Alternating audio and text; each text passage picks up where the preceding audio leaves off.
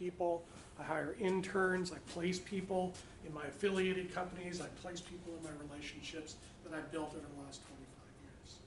Okay? So I'm not one of your typical academic professors that got the PhD at wherever school, right into teaching and research, and then has done probably limited experience in the real world. I did it totally opposite, total reverse. Did 25 years in business first, building and running research departments for brokerage houses, pension funds, large investment management companies such as Charles Schwab, and other companies have approached me over the last 10 years to basically build product for them or process, market it, do business development, work with clients, work with building relationships, and basically pushing the process and the product through to the marketplace. Okay, so I have tons of experience in that realm. In my early career, I basically spent the first 15 years after graduating from college with my first econ degree. I continued to go, got my finance degree, got my accounting concentration, went on to do 5 master's degrees in information systems, finance, political science, public administration, and information systems, and then got the doctorate, okay, in business administration with a concentration in corporate finance with the doctoral dissertation on modern and postmodern real estate portfolio theory. Okay, that made me extremely attractive as a consultant. It made me extremely attractive to startup companies in fintech, okay, financial technology companies. Came to me because of the background, educational background, and then the real world background made me an extremely attractive individual as a consultant for them to help design and push through the products. But also, once the product is launched, I come in as either the CEO or managing director of the company. It hasn't happened yet because I'm managing about 5 tech companies right now in different stages of their development. But at some point in time, I may get sucked in to go do a CEO position or a chief marketing officer or whatever they want me to do. I don't care, right? Because it's amazing to be able to work with these kind of companies and these kind of individuals. So what I'm trying to do, or what I try to do, and I'm sure a lot of you have talked to a lot of people about my style, it's a very hands-on class. It's a flipped class. You know, the students are responsible for a lot of the learning in the class. The book is going to be your responsibility. I will help augment it, but you will be presenting it. So you'll need to be prepared when you do have the assignment to present the chapter. It's not rocket science. Rocket science is rocket science, and if we were studying rocket science, we'd be at MIT or Stanford or Cal in their engineering department, but we're not. This is basically pretty simplistic stuff. So you will be responsible to be able to present those chapters on a weekly basis. Okay, so I'll bring in the book that way, and I'll get through it. I'm just doing kind of a off-the-cuff, orientation, right now. I will give you multiple ways of assessing you in this class. I'm a little bit non-typical because I'm coming from the work world. I'm not coming from the academic world. The academic world is, in my view, and please don't tell anybody, I think is extremely myopic. And the methodologies that are being used in a lot of cases to be able to teach you application to make that transition from the academy into the real world more smoothly, I'm not sure that in a lot of cases they're actually preparing you for the work world, okay? Because the work world is really team-oriented, it's hands-on, it's problem-solving, you're getting in teams, you're taking initiative, you're asking a ton of questions, you're trying to drive to the success of the project, and if you can nail that project and get it done and succeed, you go do it again. You do it over and over and over again. And if you know how to do one project successfully, you can do the other one successfully too. And then you can move across different functions of the organization, you can move up and down the organization, you can move to other organizations and different functions, and you become extremely versatile and extremely flexible because you have the basic skill sets to basically start saying, okay, this is the problem, what's the problem, what do we need to do to figure out exactly what the problem is, and then let's figure out how to solve the problem. We present the solution, we get bought off on it, we go execute it with some advice, and once we execute it, it's like, yeah, boom, give us the bonus, give us the money, give us the promotion, give us the next one, because we want to do the next one, because we're good. Okay, so again, my method is very different. You're going to do a lot of writing. writing. You're going to write memos in the class, and the memos are extremely specific. They're very specific. These are basically training memos that would be briefed and drafted and written either by you as the analysts or the managing director. I'm going to just start handing stuff out. What I find really interesting about the memos is that the students take them for granted.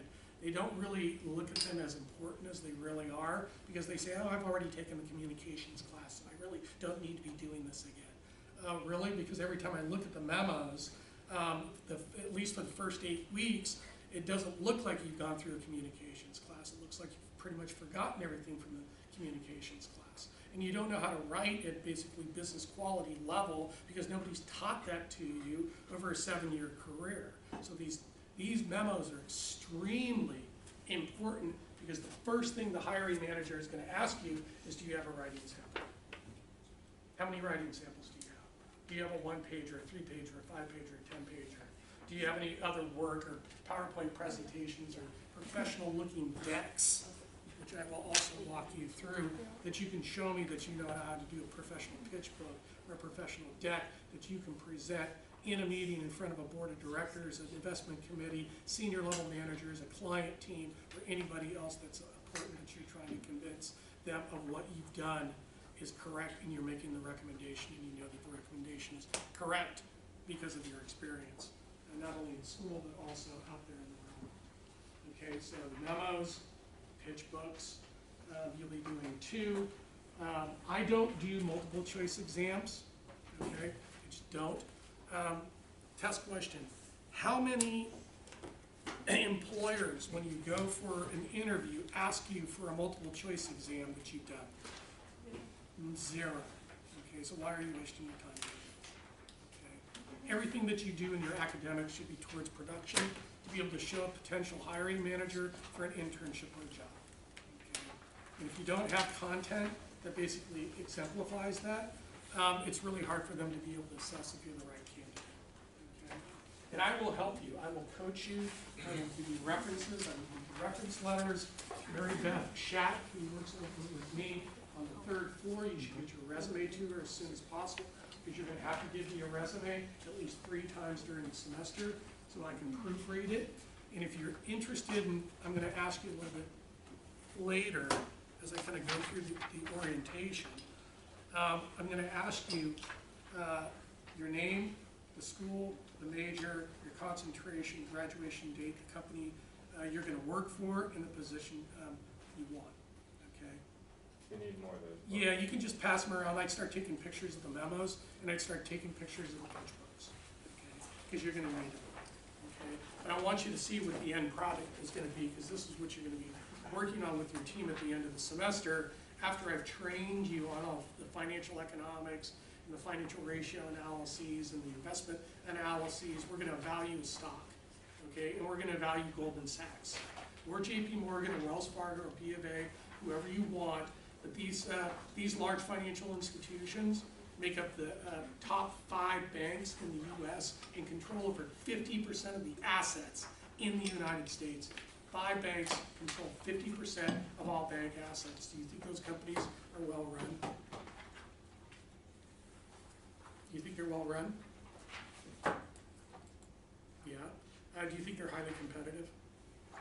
Absolutely. Do you think they utilize technology and marketing and everything that you learn in your classes to the nth degree? Do they hire from St. Mary's? Some do. They hire mainly from Ivy League. So if I teach you Ivy League approaches, then you can compete against the Ivy League in the competition, okay? Because this is what they're teaching them, okay? There's no difference between undergrad and grad school at the Ivy League. So why should there be a difference between undergrad and grad school at St. Mary's? There shouldn't. We're trying to produce the best product and for the best companies and build yours and our reputation in the process, okay? So that's the pitch book. What else? The memos are extremely important. What you want to do right now is get on your computer. Every single class, when you walk into the class, the first thing you're going to do is log onto your computer, and you are going to start looking up what the markets have done, okay? What the markets have done. And I do get criticized a lot of time that I speak too fast, and I speak at a very high level. and I say a lot of things that students don't understand, but the students aren't willing to interrupt me to ask me for clarification, so that's not my problem, that's your problem. Okay? So if you need clarification on any of the terminology or any of the logic, just say, Professor Souza, can you explain that again? I don't really understand. Okay? And that's really good for you to practice to interrupt me, because you're going to be in a meeting with some senior level executives, and they're all going to be competing against each other, and they may turn to you and say, what do you think? Okay? And they're going to expect you to say something. If they ask you, what do you think? And they actually expect you to be engaged in the conversation within the class. I mean, in the meeting. So you need to start training yourself now to overcome, you know, some kind of self-confidence or some kind of self-efficacy issues that you may have, and start to exert yourself and get out of your comfort zone. Because again, you're going to need to when you get into these meetings. They're extremely intimidating, and if you're not engaged in the meeting, they're going to ask you to leave, or they're not going to invite you back, because you're not adding any value.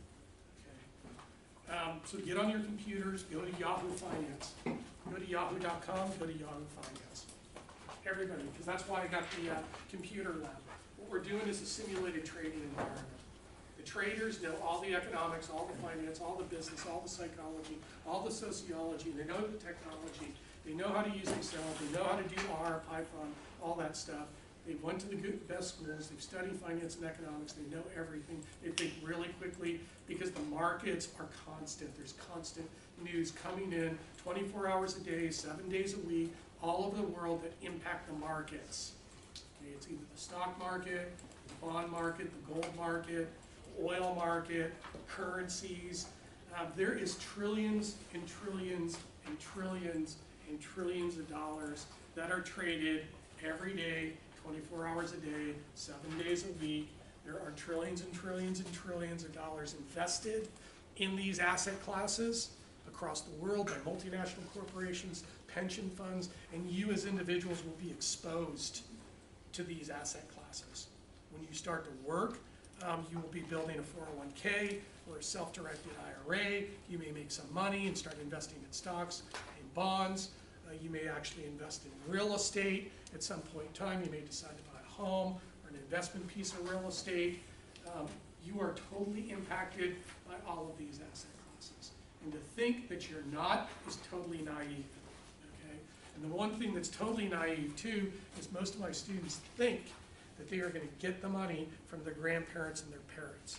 And the first thing I would do, and this is usually my exit lecture at the end of the semester, what I would do is I would find out if you're even going to get the money, okay? You don't even know where the money is. You're not on the bank accounts, you're not on the deed, you're not in the will, you're not in the living trust. If you're not in any of that stuff, your sister's going to steal your stuff, or your uncle, or your brother, or your aunt, or somebody else is going to claim that stuff. People are ruthless. They want the money, they'll do anything for the money. They will even resort to criminality, immorality, and unethical behavior. So you need to be really, really super smart about this stuff. And I will try to help save you through the process and educate you about the importance of this stuff. But please do not be naive about this stuff. You need to know where the money is. You need to be on the will. You need to be on the living trust. You need to be on the bank accounts. You need to be on the deed. You need to be the beneficiary of the life insurance policies. Okay? And I'll get into more of that later. They don't teach you personal finance here. There's no personal finance class here. So where in the curriculum are they going to teach you intellectual defense and personal financial management? I'm the one who does it. Okay? Because the other professors don't teach you. Okay? They just teach from the book, corporate finance. Okay? So tell me, from Yahoo Finance, quickest person who can do it, I mean, every class it's the same thing. Where is the Dow Jones Industrial Average trading right now? And the Dow Jones Industrial Average are the top stocks. There's only like 13 of them, but it's the index that goes back 165 years that tracks the overall health of the stock market. A stock is a claim on the ownership of the company. It's publicly traded. If it's a good company, it's traded on the New York Stock Exchange or the NASDAQ exchange if it's a tech company.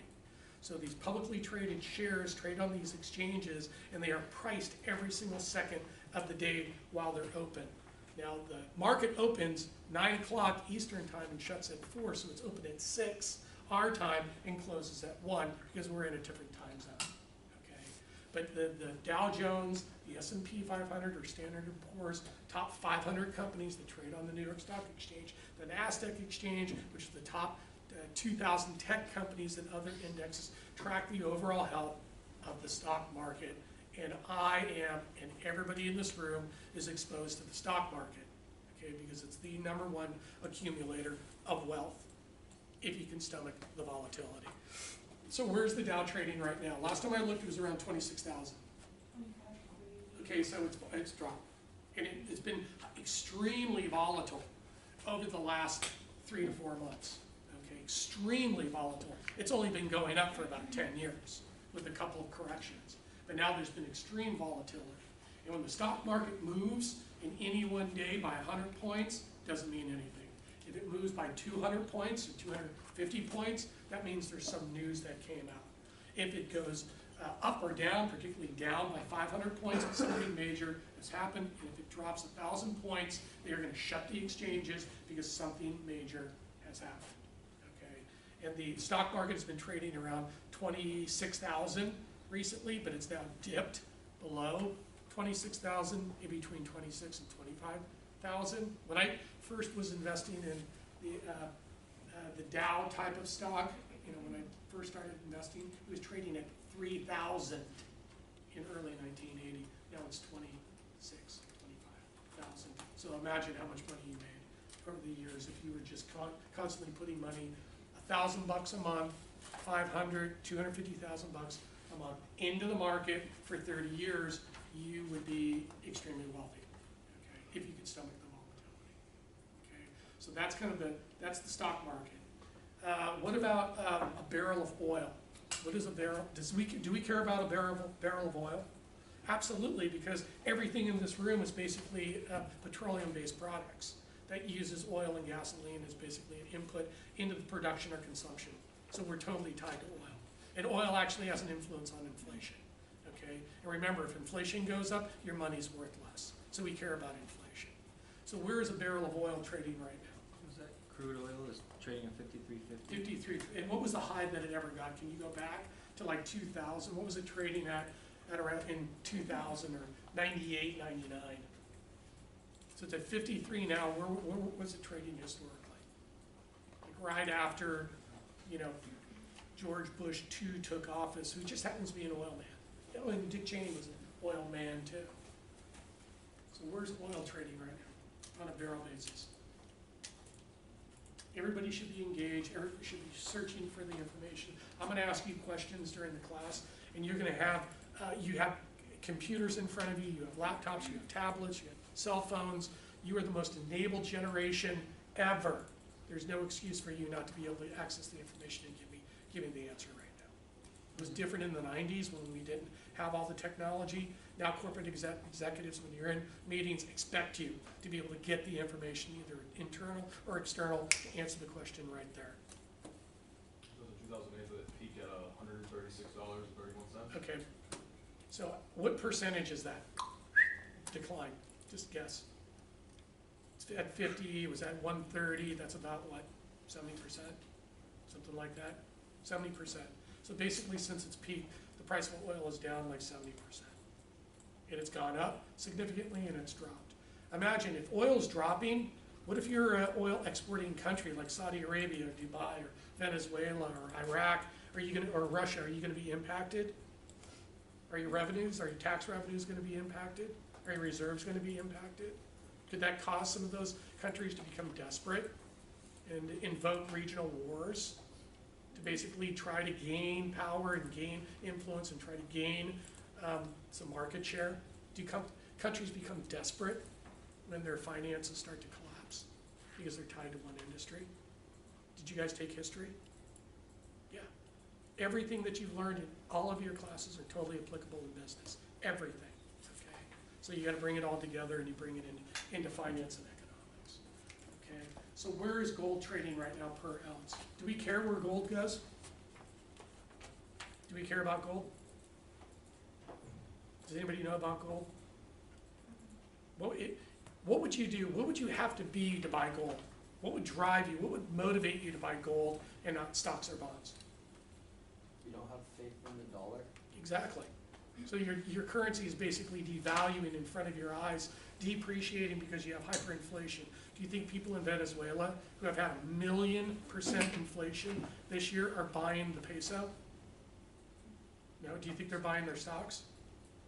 Are they buying corporate bonds in their country when you have 1,000,000% inflation? No. They're buying hard assets. And what kind of hard asset would they buy? Gold. So when inflation is running high, people go into gold. When people are scared, they go into gold. And people are getting scared right now. Because over the last 10 years, the central banks have basically racked up about $35 trillion on their balance sheet as contingent liabilities. So they basically printed a bunch of money and bought a bunch of US government bonds, and European bonds, and other foreign bonds.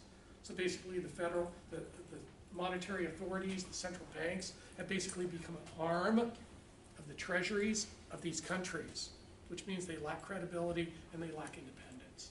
That's a major existential problem that we have that has manifested over the last 10 years. I would say, does that same thing apply to cryptocurrencies where people don't have faith in the dollar, like the same way people do invest Yeah, in the gold? problem with the cryptocurrency is that I can value the dollar, right? It's like I build a regression model and I use the dependent variable as the value of the dollar.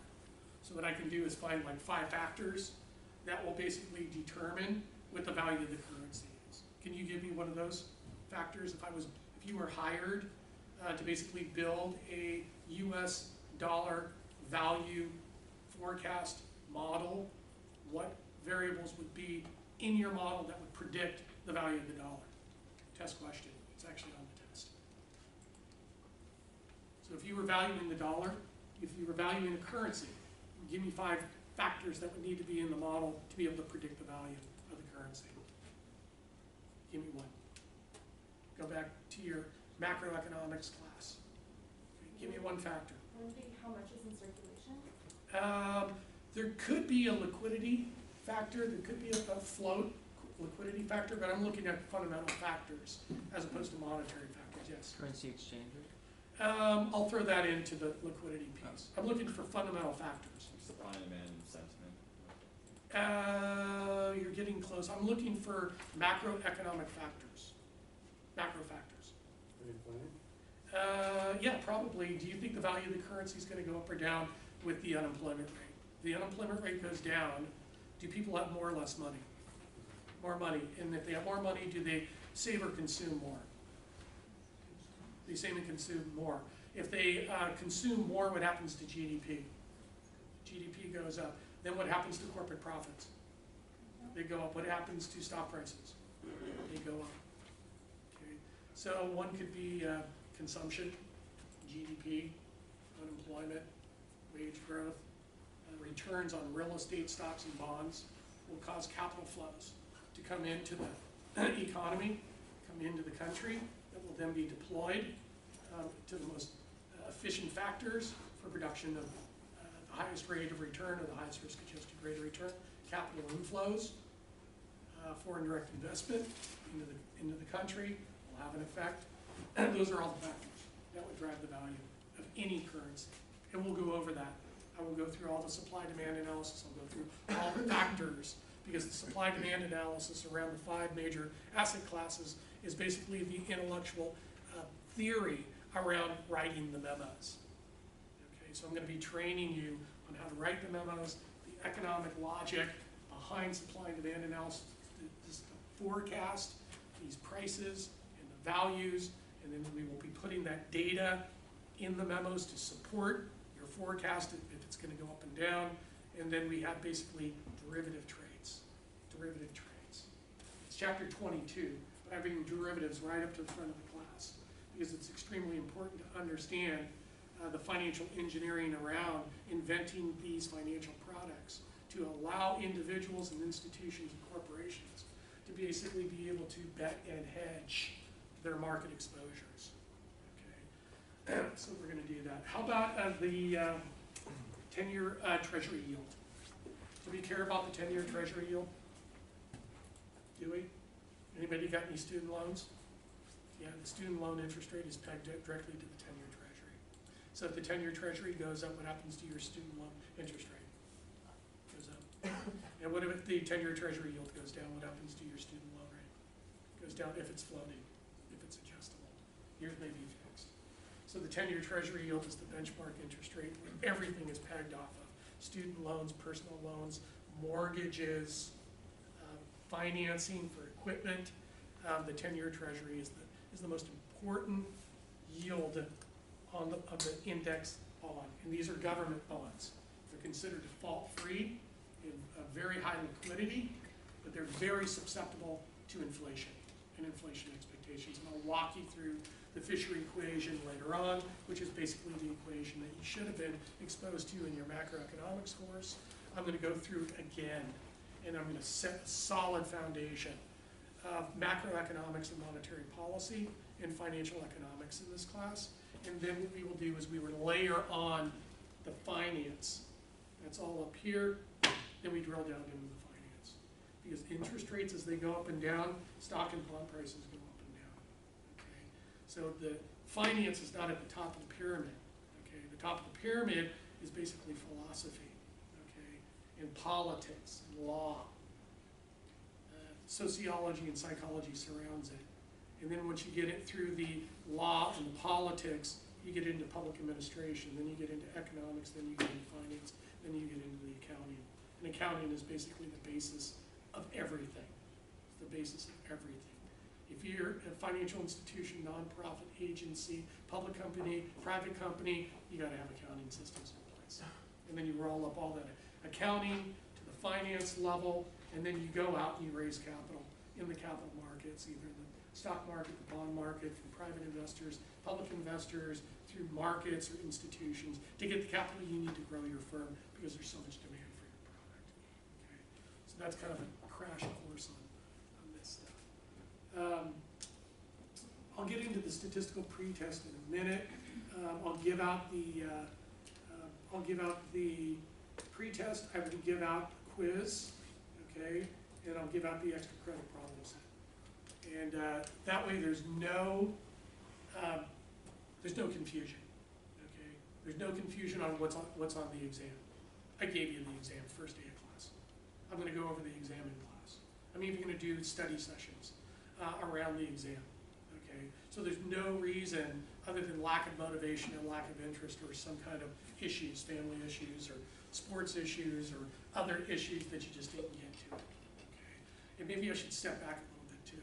You're at a critical junction right now because you're a junior. Okay, I love teaching this class because I get the juniors.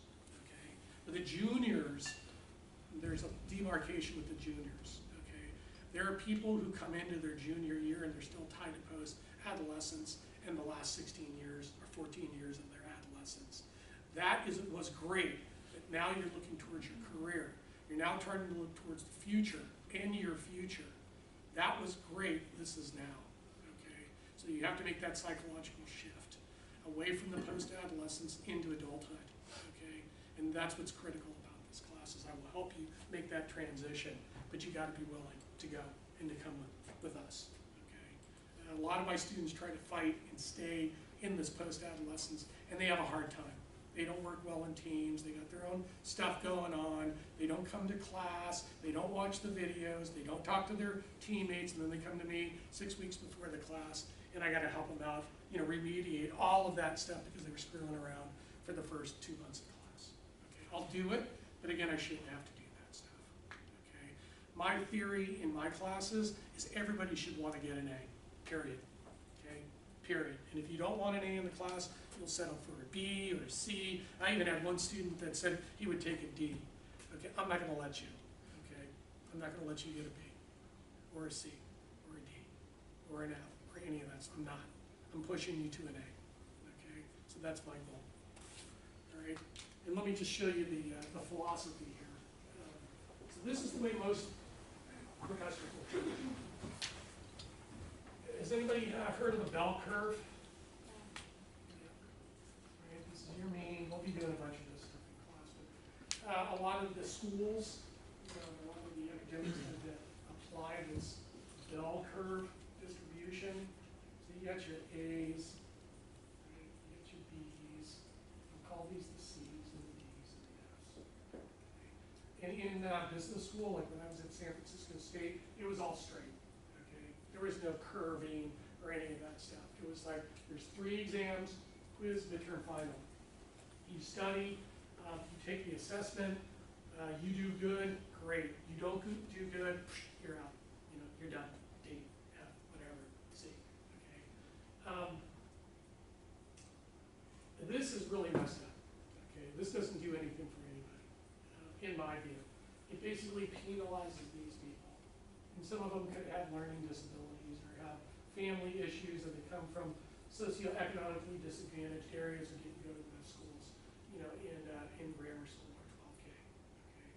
Okay, and usually I get them in their last 2 years, so that's totally a messed up situation.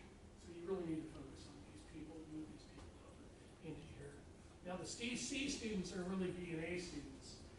They're just, maybe it's a time management issue, or maybe they're just not disciplined enough, or maybe they spread themselves too thin.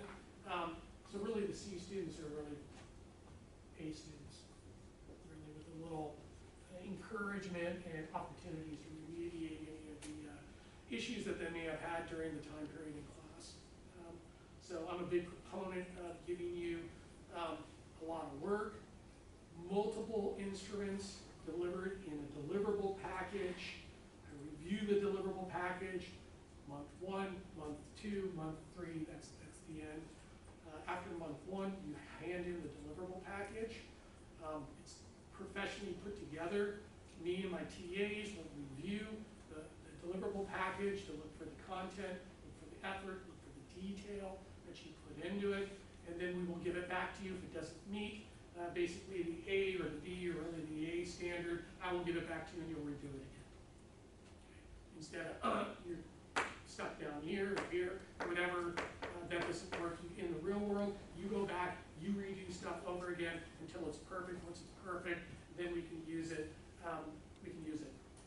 Put it on the website, show it to the board, show it to the investment committee. Use it as marketing. No one can use it. Here's no.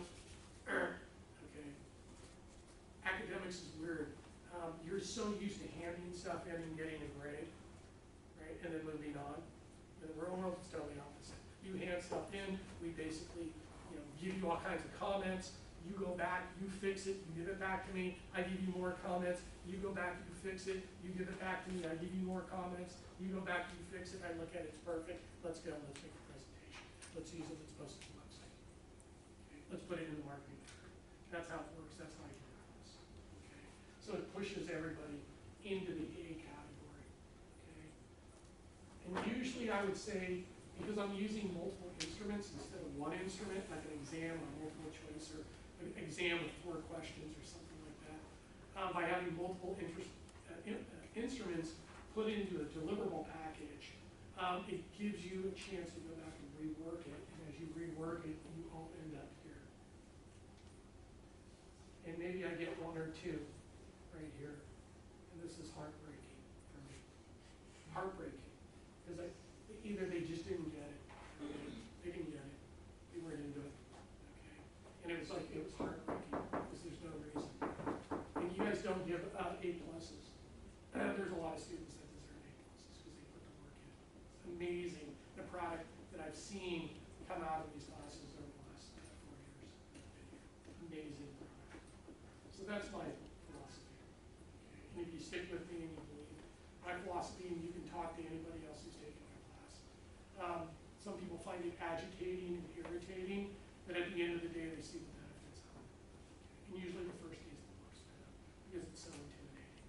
But once they get through it, they see that I'm a genuine person, I'm a good person, and I'm really looking out for really helping you really succeed. And then I'll be your reference, and then I'll be write you letters of recommendation for grad school and for the jobs. Okay? So I'll do that. Okay, so let's, how much time do I have? I need somebody to always time me. And if you can, you know, when I walk over here and do this stuff, if you can just move the camera around so that, you know, so it's always kind of follows me. How much time do I have? 50? Yeah. Perfect. All right, so let's do this really, really quickly. And you guys in the back will totally benefit, because we're going to start up here, and then by the time we get to you, you guys are going to freaking totally nail it. Okay? So you need to get an elevator pitch, along with your resume and a LinkedIn pitch, and start doing it now. But what I need to know from you, this is the elevator pitch. Okay, these are the two things that I think are the most important right there. Okay, and all of you need to start thinking about getting an internship, either this semester, definitely for the summer. You need to be looking now. If you haven't done it, then you need to work with me and Mary Beth, okay, to get you an internship as fast as possible. Because everybody who's getting jobs at, LinkedIn and Facebook and Salesforce and any other company already have, by the time they graduate, they already have 3 internships. And they already have a job offer, basically either in the fall, they already have a job offer, basically by the time they graduate, or they already have a job offer by the time they did their Jan term, or January, February, definitely by March, you're totally slotted. If you got your job and you got your place to live, by the time you graduate, that takes off a lot of stress off of you, trust me. I've talked to a lot of my students, 2 top things totally stressed about before they graduate is I don't have a job and I don't have a place to live. If you graduate without a place to live and without a job, they come back to me like a month or 2 later after they traveled the world, or went to Tahoe or Santa Cruz for the summer, and they come back and they go, Professor Sousa, I don't have a job. I don't know what to do. It's like, wow, you have 2 years to work with us to get it done. So don't take it for granted. So here's the pitch. This is what everybody has to do. It only takes less than a minute. Your name, school, you need to tell people your school. Because again, if they went to St. Mary's, boom, you're in. If you have the same major, you're in. You got something that you can relate to them with. Concentration, you're in. They're going to want to know your graduation date. Not, I think I'm going to graduate, but I will graduate, boom. I want to work for, give me the company. You don't have a company, make up a company. I want a financial analyst position, or a marketing manager position, or a marketing associate position, or a financial analyst position, give me the position. Because I can always swap out the company and the position depending on the person that I'm talking to. So I can customize my conversations with individuals to basically trigger them into setting myself up to ask for a position, and you gotta ask for the position. You gotta ask for the internship. So let me just do it, and then you guys do it really quickly and see how fast we can do it. My name is Lord Sousa. I go to St. Mary's College. My major is business administration with a concentration in finance. I am gonna graduate in May 2020. I wanna work for Salesforce as a marketing manager. Hello, my name is Alex Gutierrez. I go to St. Mary's College of California. My major is business administration. Concentration in accounting. My graduation date will be May 2020. I work for CFOs to Go as an accounting major. That's awesome. That's awesome. So you want to use the current one, not the one you want? Okay, you'll probably be the controller, CFO of the company within the next 4 years. My name is Juan Torres. I go to St. Mary's College of California. I'm a business administration major with a concentration in marketing. And you should tell these people, if you can do it. I am going to graduate in May of 2020, and I would like to work for. I want to. And I want to work for Procter & Gamble as a marketing manager. Fantastic. Alright, my name is Yuli. I go to St. Mary's College. I am an accounting major, and my graduation date is actually this May. And I want to work for one of the big 4s. Can you make one up? Deloitte, Okay, as a, as a accounting manager, I'll take it. tax accountant. I'll take it. Now, one of my students at USF, she was one of my top students over there. She went to go work for PwC for her. She was on a partner track. First year out, they basically sent her down to USC to do a master's in data analytics, and now she's going to come back and run teams of auditing teams on a partner track. My name is Keely Wright. I go to St. Mary's College of California. My major is business administration with a concentration in marketing. I'm going to graduate in December of 2019, and I would like a retail buying position at Midterm. Awesome. That's awesome. My name is Justin Shearer. I go to St. Mary's. My major is business administration with a concentration in accounting. I will be graduating in May 2020. I want to work for JP Morgan as an accountant. Nice. Hi, I'm Alexandra Reynolds. I go to St. Mary's College of California. I'm an accounting major. I'll graduate in May of 2020. I currently work for TL Squared as a staff accountant, but I want a position at Deloitte as a senior accountant. I love it. My My name is Jonah DiMartini. I go to St. Mary's College, California. I'm a business admin major with a concentration in finance. I graduated in May 2020. I currently work at Wells Fargo Asset Management as an intern and I want to be an analyst. Oh, that's awesome, great company. Hi, my name is Natalie Halliardi. I go to St. Mary's College. I am a business major with a concentration in marketing. I will graduate in May of 2020, and I would like a job at Disney in the marketing, slightly marketing. As a marketing manager. Yeah. Excellent. I'm Laura Hazen. I go to St. Mary's College. I'm an accounting major and I graduate in May 2020. I want to be an auditor at PwC. Oh, fantastic. Hello, my name is Patti. I go to St. Mary's College of California. My major is business. I have a double concentration in marketing and finance. My graduation date is May of 2020, and I would like to work at YouTube as a marketing manager. Excellent. My name is Casey Wider. I went to Butler University for 2.5 years and currently go to St. Mary's College of California. I'm a business administration major with a double concentration in marketing and digital media. I'm graduating in December of 2019, and I'm applying to work at Universal Studios as VP of Marketing. Wow, that's fantastic. My name is Michael Blanco. I go to St. Mary's College of California. I am a business administration major with concentration in marketing. My graduation date will be May of 2020. I hope to work, No. or I will work, I want. I want to work for Netflix as a marketing manager. Perfect. Excellent. My name is Roberto Solana. I go to St. Mary's College of California. I'm a business administration major with a concentration in marketing. I will graduate in May of 2020. I hope I will want to work for Apple as a marketing manager. Excellent. My name is Marco Monti. I go to St. Mary's College of California. I'm a business administration major with a concentration in global business and a minor in Italian. I plan to graduate in May of 2020, and I would like to work for Uber as a global business developer. Yeah, you want to use want. I want to. Yeah, because the like is like, I like. When you say I want, people go, oh my God, you want that? I'll help you. People will give you what you want if you ask for it. But you gotta really ask for it. I want. My name is Dylan Vanderveer. I go to St. Mary's College of California. I am a business administration major with a concentration in finance. I'll be graduating in May of 2020.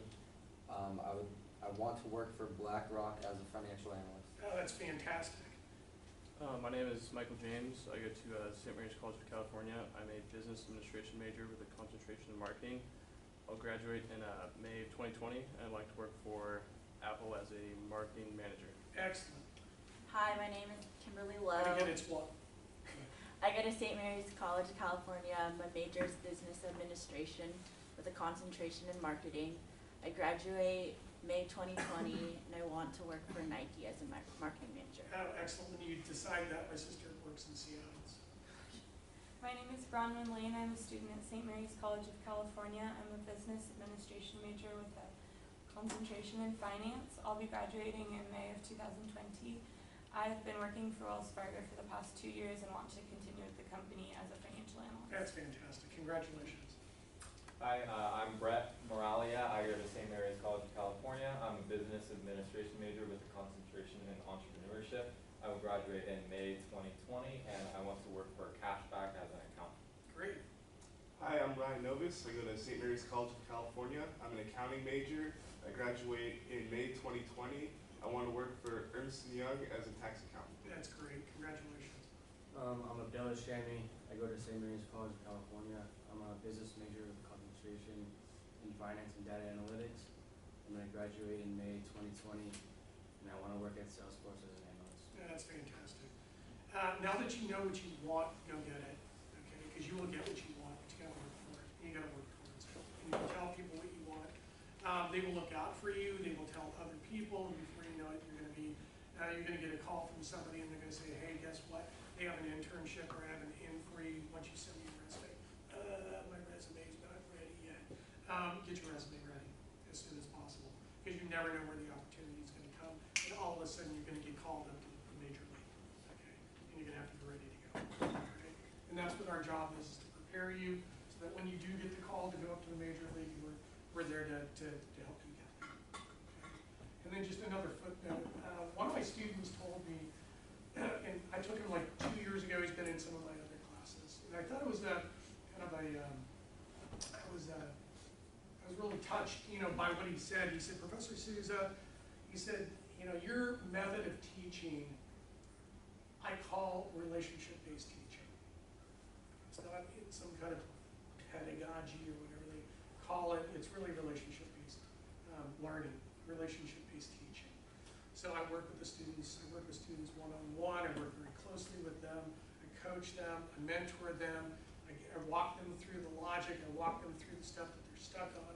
I provide you a ton of resources, on the website, which I'll go over to get you through and over getting stuck. If you get stuck, you'll be able to get over the hurdles and move on very quickly. Okay? I'm not one of those people who gives exams and gives homeworks and say, okay, go figure it out. What I'll do is, okay, go figure it out. The solutions are posted on the website.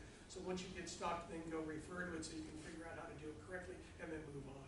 In the real world, if you get stuck, there's going to be people around you that will give you resources. There'll be manuals. There'll be examples of work. You'll be able to rely on your historical work experience, maybe books or exams or something that you can go back to and look at the solution and be able to say, okay, this is how you do it right, and then apply it and move on.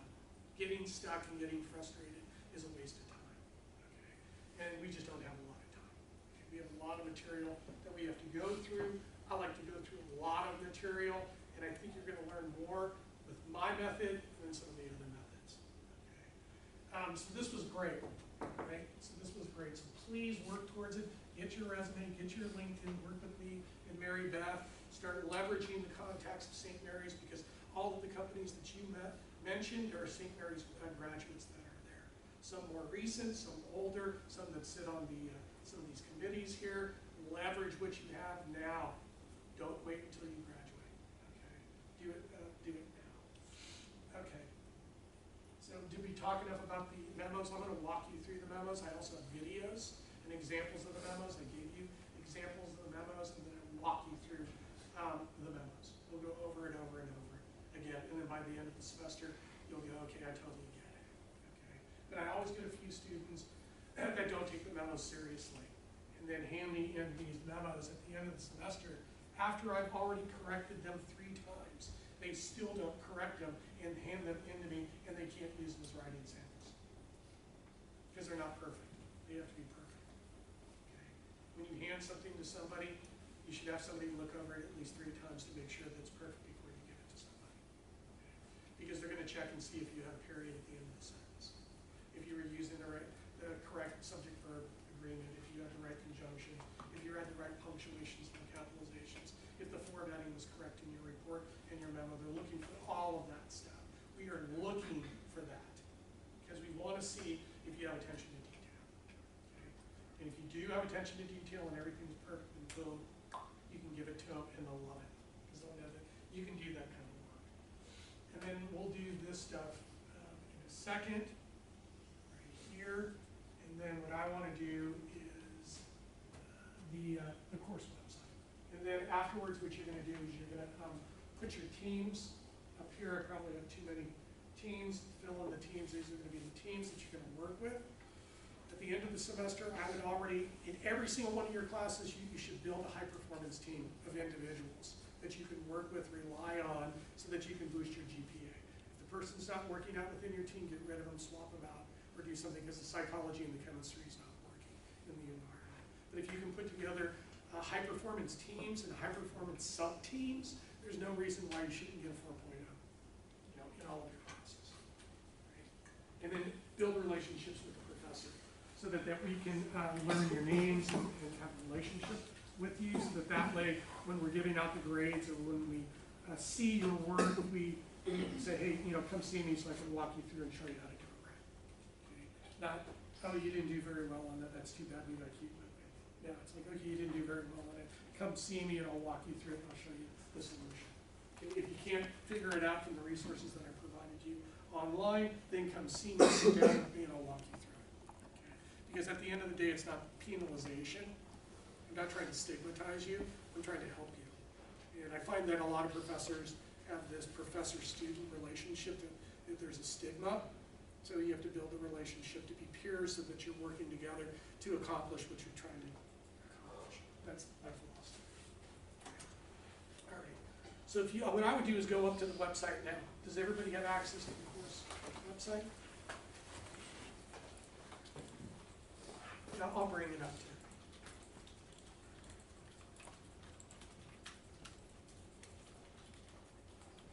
And if you are a finance major and you like the style, my style of teaching, what I do is I use a lot of the stuff that we've learned in this class. This class can basically, this class in itself, if you're not a finance major and you only take one finance course, this class will do it for you.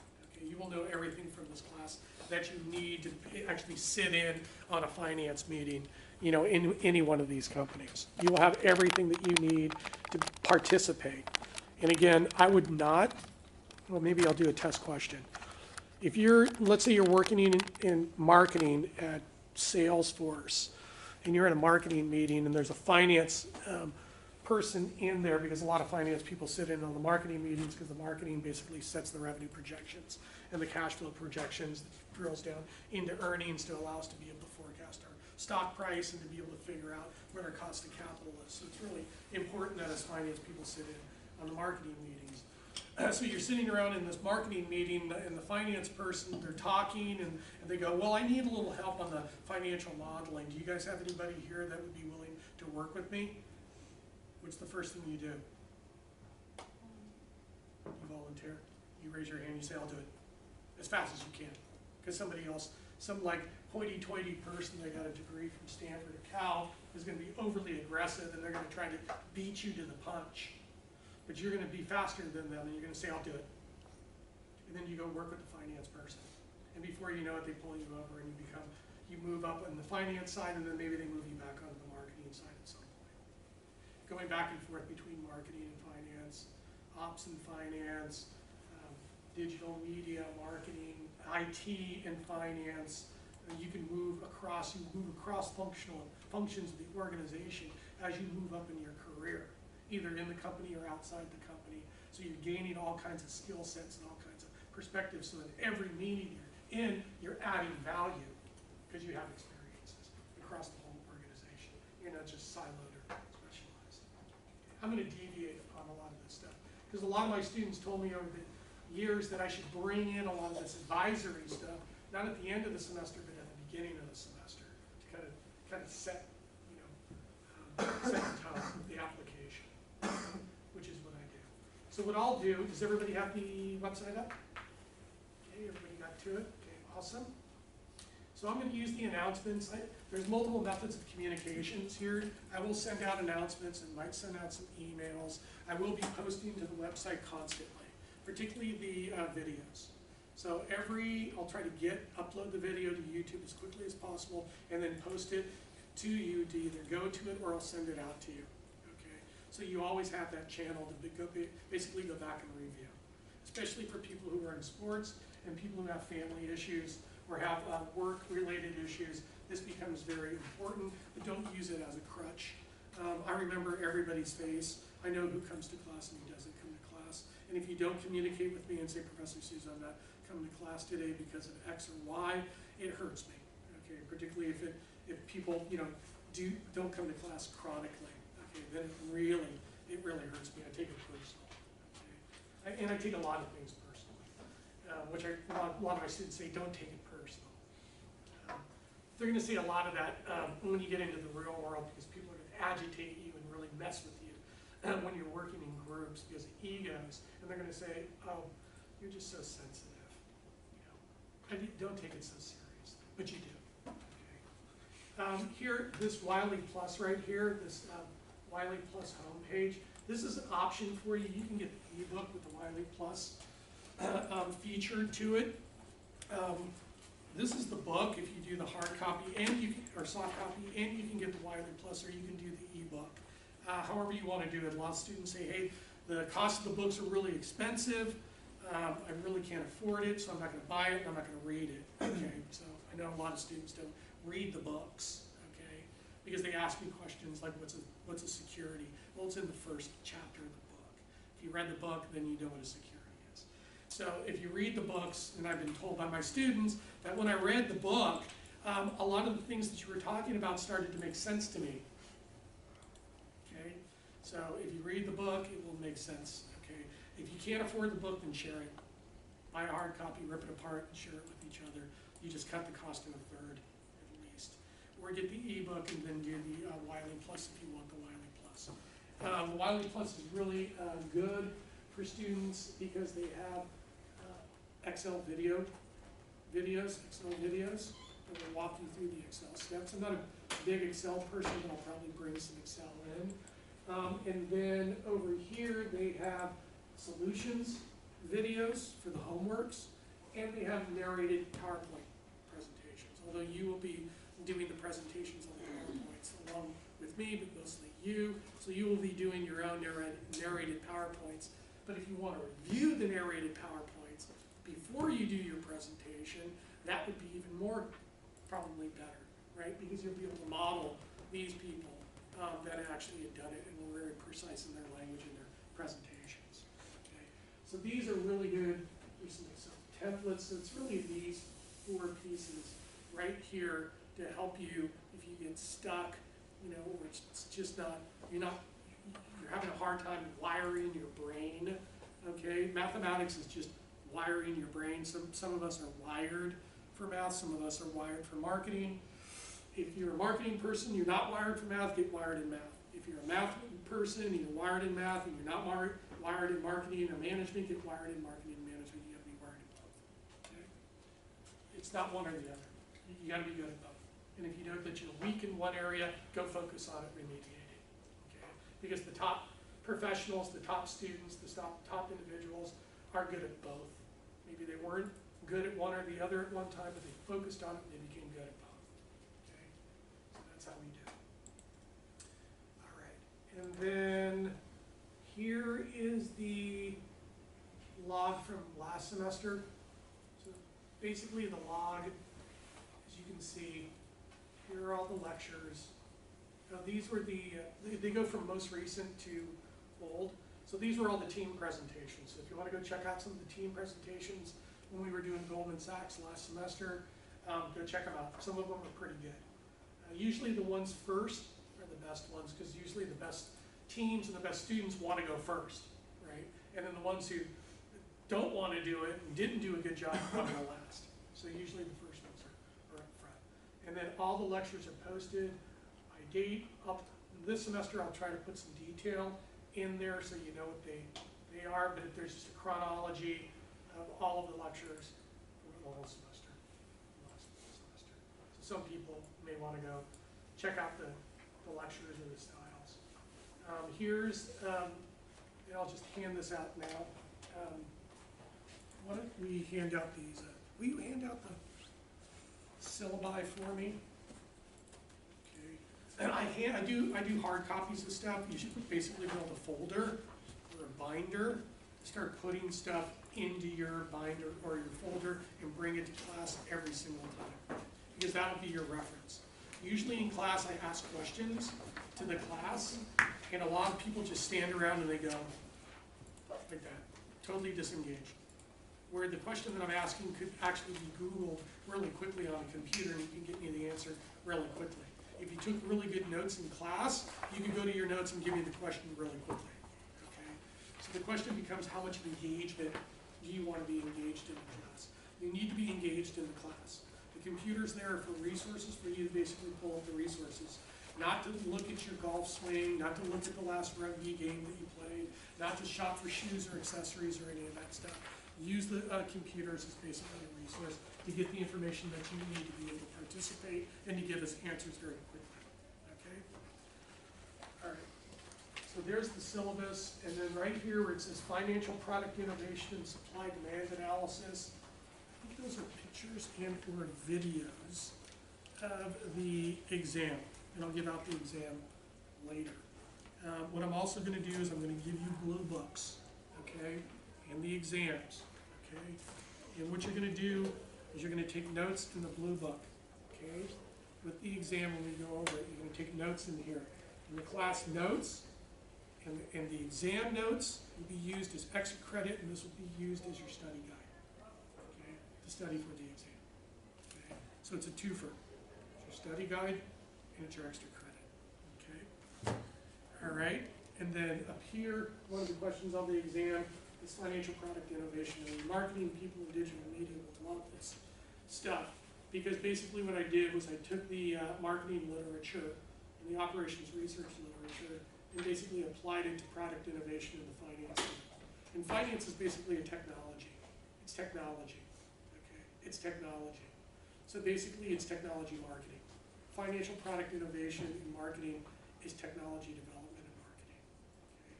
So this is a whole curriculum that I wrote myself on that. What are the criteria necessary from an institutional standpoint and an individual standpoint to product innovate? Okay. And that's what I do for a living.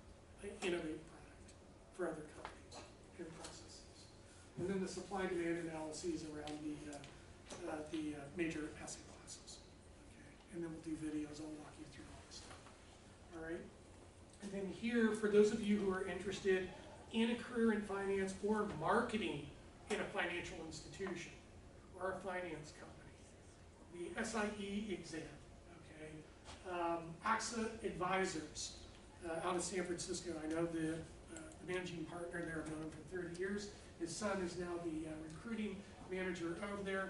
I kind of deal with them to basically give us some discount on the SIE exam, which is the first leg of the Series 7 that you need to sell financial securities anywhere in a bank or a broker-dealer, investment advisory company, private equity, public equity, whatever it is. Okay, it's that if you're going to sell any of these financial products, you got to do the SIE. Now, for 116 bucks, you can go through this, you can register, you can study, and if you pass, you can go work for a financial institution or a finance company. They'll look at this as basically, oh my God, you have this, then you know what you're doing. Well, you want the marketing position where you are going to have to take this anyway to work at Schwab or B of A or BlackRock anyway to work in marketing, because everybody needs the SIE or the Series 7, okay?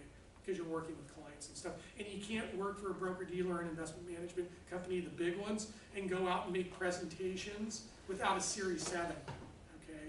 So it's the first leg. It's almost like a mini chartered financial analyst. It gets you in the door if you do it, okay?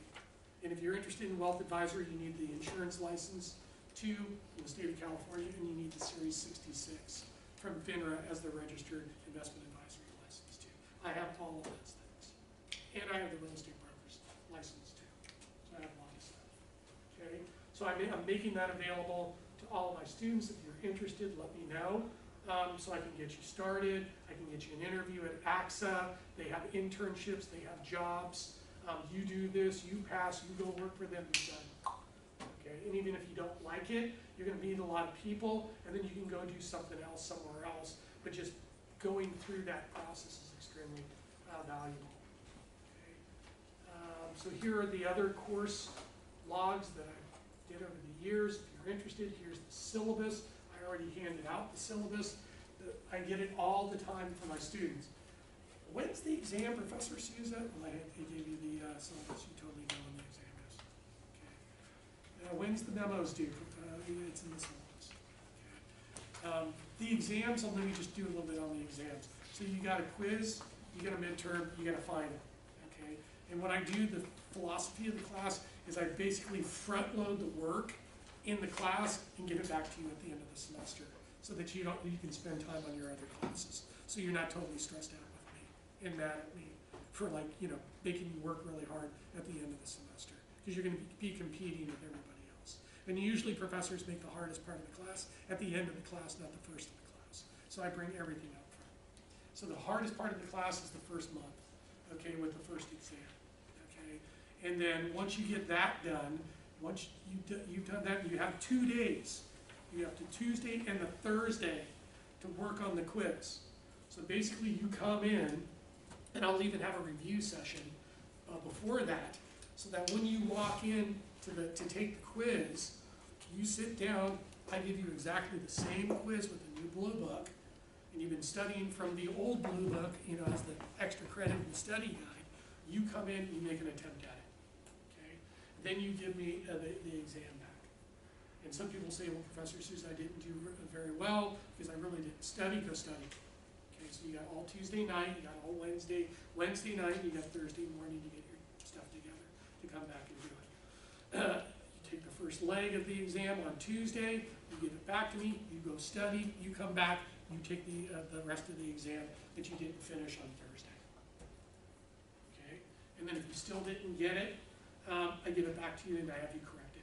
Go back and review the videos and correct it. If you still didn't get it, you gotta come to my office and I gotta walk you through the stuff to make sure you learned it. Okay? And then for the midterm is, I believe, I think it's, oh, no. The midterm is a little bit harder than that. The midterm is like 6 questions, okay? You're gonna do high-tech securities analysis, you're gonna do a real estate investment trust securities analysis, you're gonna do an established tech company valuation, you're gonna do a startup tech company valuation, you're gonna do 2 real estate developments, a Salesforce tower, and you're gonna do Mission Bay. So it'll be 6, okay? With the capital budgeting and investment decision-making matrix at the end. And then the final is basically 2 problems take home with the investment decision-making matrix at the end. Okay? And that's it. And then you work on the project. Okay? So I basically ramp it up, and then ramp it down. Okay? So I get you, the hardest part is the first month, or the first 6 weeks. Okay? And then it gets a little bit easier. Okay? And then let's keep going. So you got the syllabus, the statistical pretest. Okay? The statistical pretest is basically an exam in itself. Okay? I would work in teams on the statistical pretest. Okay? Do not get bogged down on the statistical pretest. If you can't answer the question, move on. Okay? I will answer it for you when we review it in class. Okay? But the statistical pretest is basically a review of your accounting classes and a review of your statistics class. Okay? In finance, you're gonna need to understand and know, especially if you go interviewing in marketing research or go interviewing in finance, you're gonna need to know what a correlation and a covariance and a standard deviation and variance is. Okay? You're gonna need to know how to build models. Okay? I will train you how to build models. We're not gonna go through the actual regressions and stuff, but I'm gonna teach you how to think in a model building standpoint. How would you build a model? Okay. Somebody comes to you, you're hired, you were in the accounting firm? No, what was your? Marketing? Yeah. So they come to you and they say, we need to be able to project sales for the next 4 quarters. How do you do it? Do you know how to do it? Yeah, but if somebody asks you to do it, what's the first thing that would come out of your mouth? Yeah. I'm trying to train you. Yeah. Yes, I will do it, and then what's the second thing? This is the test question. What's the second thing that would come out of your mouth? Somebody comes up to you, asks you to basically build a forecast model. First thing that comes out of your mouth is yes. What's the second thing that comes out of your mouth? Come on, you guys. When you need it? And that's a good one. When do you need it? And then what's the third thing that comes out of your mouth? You don't know how to do it. Oh, how do you do it? How do you do it? Exactly. How do you do it? And they'll tell you how to do it. And if they don't know how to do it, which they do probably know how to do it, they just don't have the time, they'll say, hey, go work with Lisa and Bill. Those guys have done it for the last 6 months. They'll give you the template and they'll walk you through how to do it. So you just got to know what questions to ask.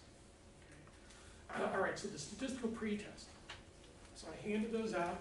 I'm going to give you a couple weeks to work on it, work in teams. Okay? That's the secret to these things, working in teams. Right? It's not that long. Some of the questions are tough, but it's basically a review. What's the value of law of large numbers? Well, the more numbers you have, if they're standardized, you get a Bell distribution. You get a Bell distribution, then you can calculate the mean. You can calculate the mean, the median mode. You can calculate central tendency. You can do forecasting. Arithmetic and geometric mean. Geometric mean controls for outliers. Arithmetic means are subjected to outliers. So you put the equation in. Give me the equation for the mean, median, mode. Give me an example of the mode. Skewness, kurtosis, elliptokurtic distribution. These are all problems. When you're dealing with data, which everybody's going to be expecting you to have some kind of experience in Excel or R or Python or SQL Server. If you have any of those skill sets, you go to the top of the list with the resumes. Okay? So you need to understand what your distributions. what's wrong with your distributions, and then how do you correct for non-normality, skewness in the distributions. You're all going to be dealing with data, or you may get pulled into it. You're going to have to do data analysis, visualization. That's your histogram, stem, leaf, box plots. You need to show me the equations for the variance, standard deviation, and the confidence intervals. Okay, this should be review for you. Give me the confidence level. Give me the 3 confidence levels. Right? 99, 95, 90. I'm already giving them to you. Z, T, and F statistics. Okay, T and F statistics are basically measures of individual, independent variable statistical significance with the dependent variable, and the F statistic basically tells you the statistical significance of the equation itself in predicting the dependent variable. Coefficient of variation and risk-adjusted rates of return. Coefficient of variation is just the standard deviation divided by the expected return. The risk-adjusted return is the expected return divided by the standard deviation. Give me the covariance equation. Give me the correlation equation, and tell me what it means if the correlation coefficient is 1 or 100, 0, or -1 or -100. Give me the portfolio standard deviation. So you got to go and you got to find not the standard deviation equation, but the portfolio standard deviation equation, which is different. Okay, and show me the one with the covariance and the one with the correlation coefficient at the end. What's the value of using regression techniques? I'll go over that with you. Why would you only have 5 variables in your model? Because you don't want multi-collinearity. What's cross-sectional time series regression? You're going to probably be using both of those. Give me some examples of a dependent and some independent variables. How do you select and determine the variables? One, either through research, right, or theory will guide you, or other people inside the firm that have years of experience will also give you an idea of how to build it on. Multicollinearity, you're looking for the variable that's been cited the most in the literature and the peer-reviewed journal articles by industry and academic professionals. Internal validity is your team and your people inside the firm that validate your model and buy off on it. External validity is your model is built based on inputs from the peer-reviewed journal articles, the literature, and the theory. Systematic and unsystematic risk, a lot of this stuff is in the book, so you'll have to dig around. Show me a balance sheet, show me a corporate income statement, a cash flow statement, and then on page 11 are the key financial ratios that we all use in measuring performance of the company, either in a common size, over time, or against a direct competitor, or a peer group, or the industry for financial statement analysis to get the overall financial condition and position of the firm. Okay? Got it. Whew. So I basically gave you the overview of that. Here are the financial management pre-test quiz instructor notes. I got some notes on these things. Boom. Here, supplemental materials for completing the statistical pre-test. Professor Sousa, I don't know where to get the information. Well, did you look at the notes that I posted up on the website? No. Did you look at the resources that I posted up on the website? No. Did you go and use Google when you did it? No. Did you use the book that you had before in your quantitative analysis? No. Okay, that's probably why you got stuck and you didn't know. So I try to provide you with all the resources that you need to be able to move forward in the class and to accumulate and assimilate massive amounts of data and information so that you can come out of this class with a comparative advantage. There's also financial calculators. I put all the manuals up there depending on the type of financial calculator that you use. The granddaddy of all financial calculators, which I can't believe still costs over $100. Cost me $100 in 1980 to buy this thing. It still costs $100 after 30-something years. So this one's a pretty good financial calculator. This one I recommend because it's cheap. It's like $40 is the BA2 Plus Texas Instrument. That's a really good one. I'll bring like 10 financial calculators to class, and particularly during the exam, because I usually get at least 5 students that either didn't buy a calculator or forgot their calculator. So I get at least 5 every time. And then the HP 10B2, this is a pretty complicated calculator. This one's pretty easy, although it's reverse Polish. This one's really easy. This one's a little bit harder because it's somewhere in between. So it really all depends on what you want, but all the the manuals are up there to be able to do stuff. Stock market and derivative trading game sites, if you're interested in trading. If If you're interested in trading, borrow $1,000 from your brother, open up a TD Ameritrade account, and start trading penny stocks. Okay, start learning how to trade. Okay, because you won't get very many Apple shares if you take $1,000 and buy Apple. Right? Maybe you get a couple. Right, but there's the trading game. Here's a portfolio worksheet. I'll go over that later. You guys tell me if you want to go to this level, because this is what I use in my investments in my other class. I basically built a spreadsheet that basically back tests your portfolio. So you pick 25 stocks, you put in the revenues as the scaling factor, you put in the share prices going back 1, 3, 5, 10 years. You put, update the share prices in a month from now, 2 months, 3 months from now, and you basically have the performance benchmark for your portfolio. If you want to do that, if you want to learn how to actually build a portfolio, I'll do it. We've got so much stuff that we need to work on this class. You tell me if you want to go to that level. Okay? But you'll do it in my other classes. And then here's the in-class exam. Okay? Here's the in-class exam. I will go over this methodically in class. If you're here, you take copious notes. And then make sure I get all these back because I have another class after this. Make sure that you take copious notes in your blue book, which I will give you. I will go over the exam in detail in class. If you don't come to class, and you didn't make it to class, watch the video, and then fill out the blue book so that you have a nice, solid exam and study guide. If you blow through the blue book for your class notes and your exam notes, just write it on binder paper and stick it in the book when you hand it in with the rest of the deliverable. And then what you need to do, and everybody, a lot of people don't do this, how am I doing on time? Am I out of time? Okay. Take these and then give these back to me. Don't take 2, I'll bring extras. But you need to write on the front of it the course, your section, your name, and you need to write class and quiz notes. Okay, that's the first thing you need to do. Because I get these things when they hand in the deliverables, when the deliverable date is due, and I don't know which one's the notes and which one's the exam. They try to mess with me. So you need to put that on there. Okay, so do it now. Okay, please, pretty please. Let's put sugar on there. Okay. So that's the in-class exam. You're going to take the notes. And I actually have the solutions to the back part of the exam. Okay? Because the exam has a bunch of problems in the back.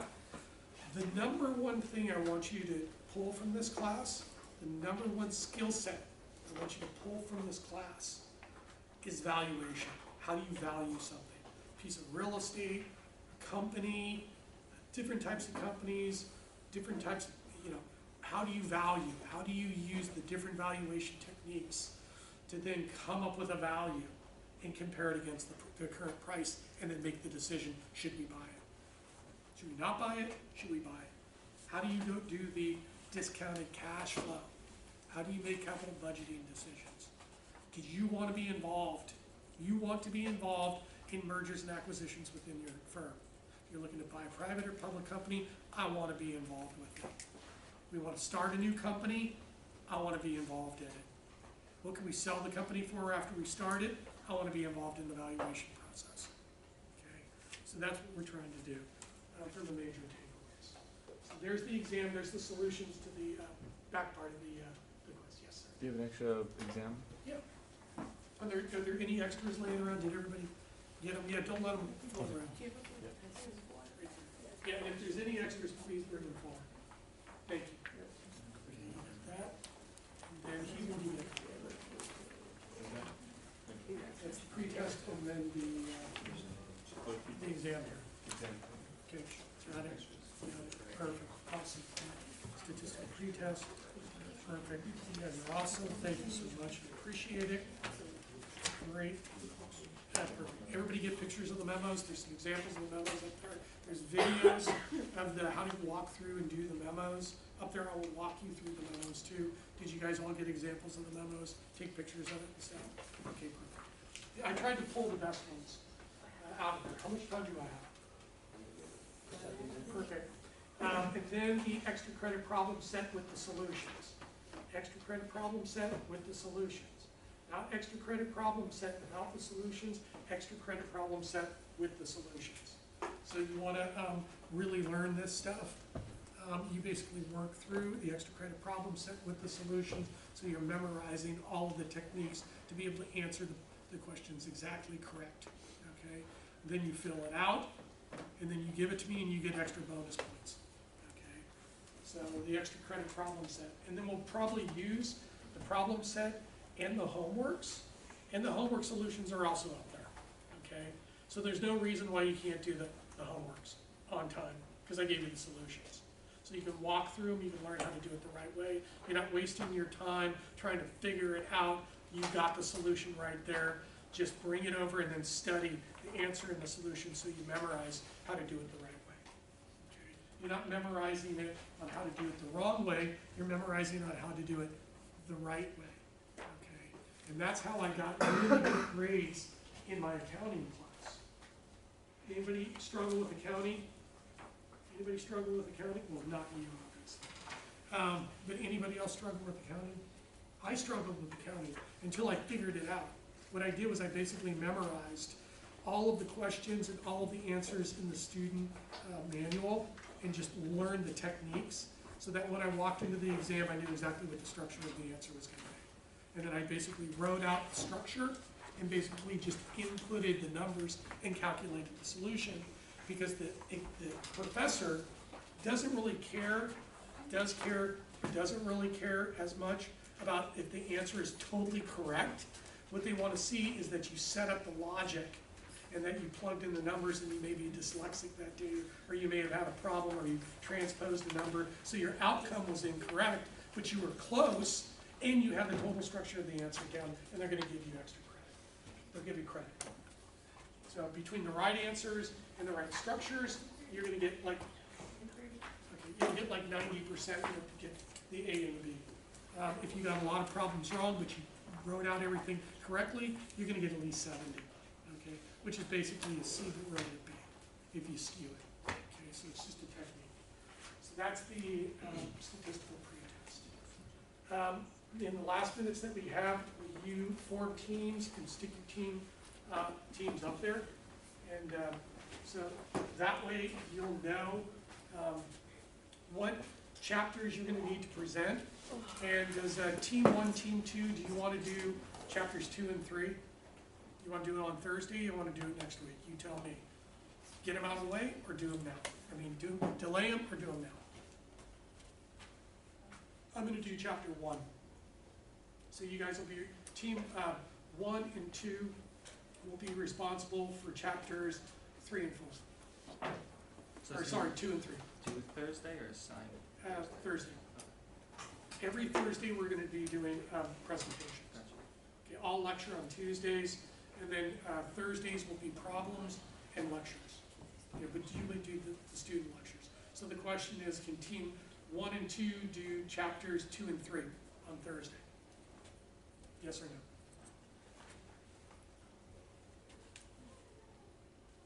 Oh, we don't have teams yet. Okay, go ahead. Yeah.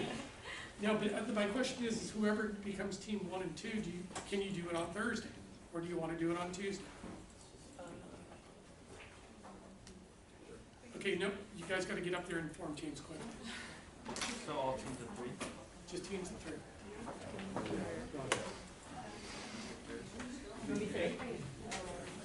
What? Yeah. No, me too. We'll do it. Do you guys need an extra person? Yeah, third, alright, cool. Oh, you have a marker. So I do.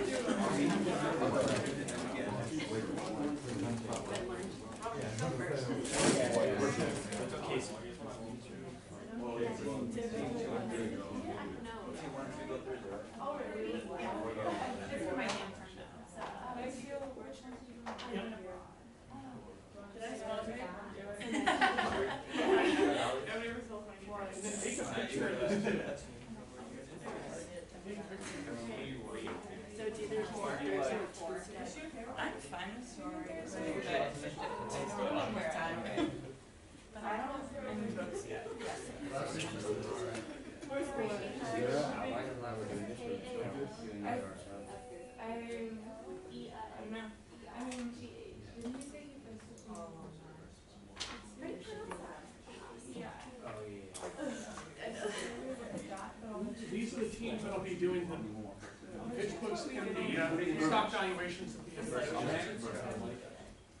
So,